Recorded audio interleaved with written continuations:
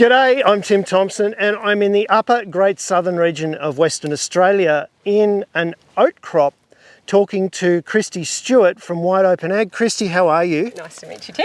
It's wonderful to meet you too. And I'm really interested in a new program that you've got going for regenerative croppers. I suppose in WA you're quite innovative in the regenerative cropping space already, but there's never really been a price premium or a program that rewards good practice for these farmers yet. But watch this space. Absolutely. So our parent company is Wide Open Agriculture, and we have a regenerative food brand called Dirty Clean Food, and we're doing exactly that. So we are the conduit between regenerative farmers and conscious consumers. And you're holding something that a conscious consumer would love. I can imagine people in Brunswick or Fitzroy over on the East Coast hoeing into these things. Absolutely. That's oat milk. It is. So we have a cold brew oat milk coffee in conjunction with filament coffee, which is really good. And on a hot day like today, I'm really quite enjoying holding it.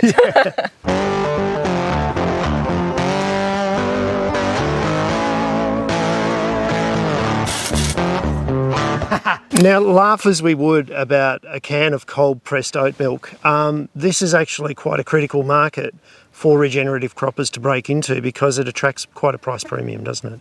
It does. So, our oat farmers are obviously farming regeneratively, and it's a really good way for them to differentiate their oats in the market to other oats.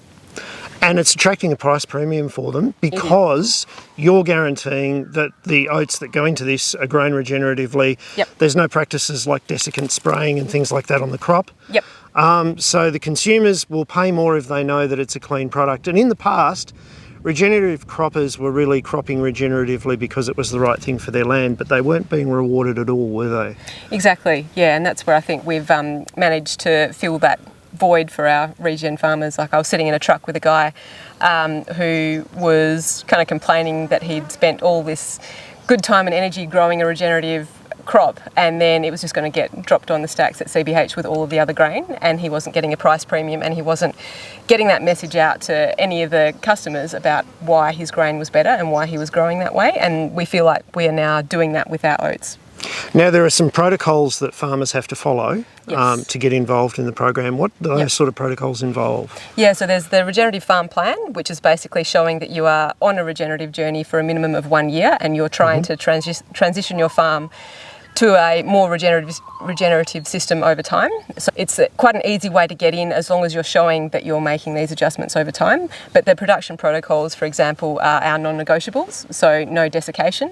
And we also do a chemical residue test. So when the oats come in, we take a sample and make sure that there's nil chemical residue at all. Now, it's interesting, the farmer whose property we're on, it's about 3,000 hectares here, he hasn't used a fungicide spray in over 5 years, you were telling me? Yeah. And he only spot sprays with herbicide when absolutely necessary after his initial herbicide before planting. So he's really reducing not only his herbicide use but also his fungicide use, and he's moving away from artificial chemical fertilisers.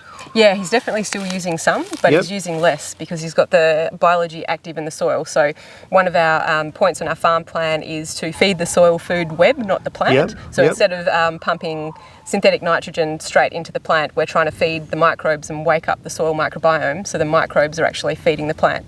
And you end up with a more resilient plant that produces a more, resilient oat growth, and it seems to work really well. And I know with what Steve's doing, not using any fungicides, by not using fungicides, he's now not needing to use fungicides because all of the good fungi in the soil are not being eliminated as well as the bad guys. And at planting time, he actually puts fungal fertiliser into the soil as well. So he's increasing his seed. He inoculates his seed and he's increasing the biome in the soil every time he plants.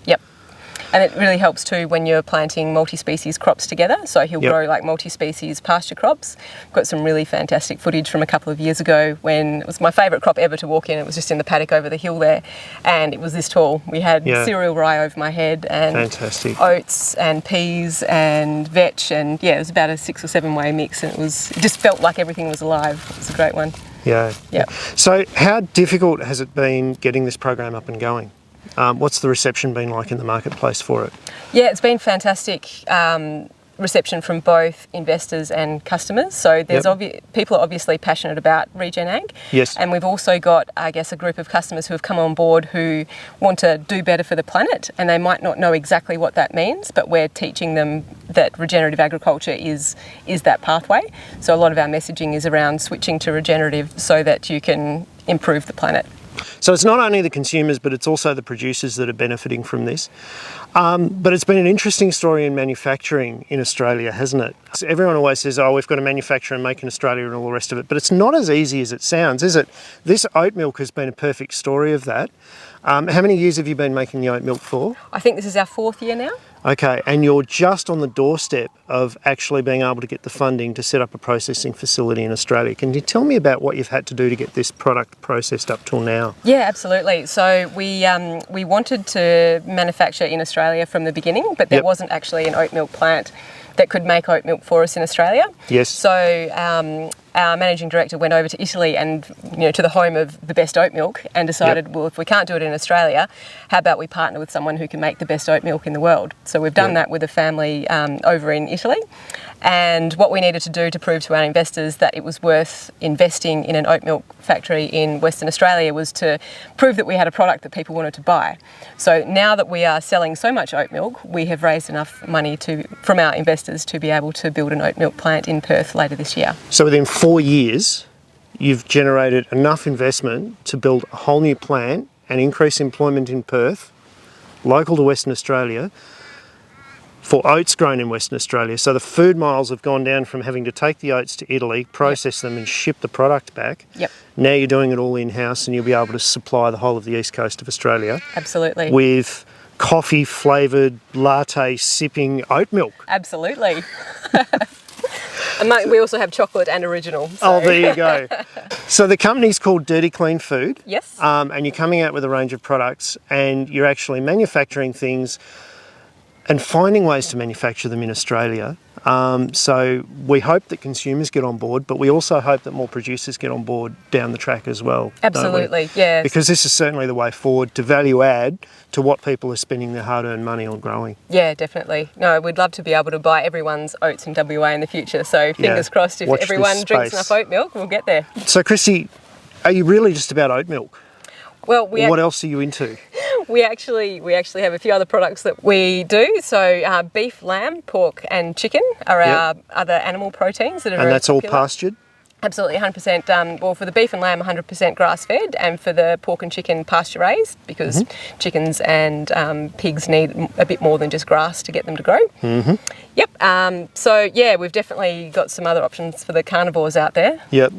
And you've got a vegan option as well. You're doing something with lupins. Yes, yeah. So one of our pilot projects is a lupin protein isolate. That's something that we're working on at the moment. We have a pilot facility in our warehouse in Perth producing this protein isolate. So that's exciting. So it sounds like you're creating employment for a number of people with this initiative as well, and it's mostly all local employment. Yeah, absolutely. So I started with Wide Open Agriculture, which is the parent company of Dirty Clean Food, 4 years ago, and I was the 7th employee, and I think we're now up to 88.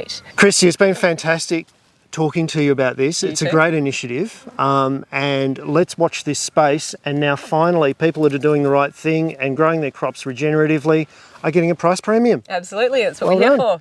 Guys, if you like this kind of video, don't forget, hit the subscribe button, give it a thumbs up, and there's plenty more like this on timthompson.ag.